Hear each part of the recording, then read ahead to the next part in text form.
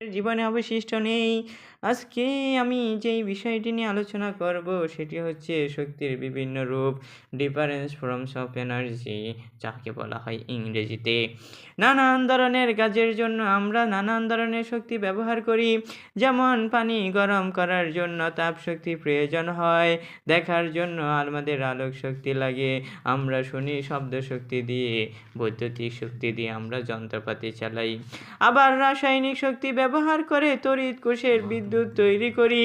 ভারী নিউক্লিয়াস ভেঙে বা হালকা নিউক্লিয়াস জোড়া দিয়ে আমরা যে নিউক্লিয়ার শক্তি পাই সেটা দিয়ে বিদ্যুৎ শক্তি তৈরি করি।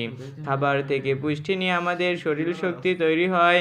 আমরা কাজকর্ম করি, আমাদের সত্যতার ইতিহাসটি হচ্ছে শক্তি তৈরি করে, সেই শক্তি ব্যবহারের ইতিহাস।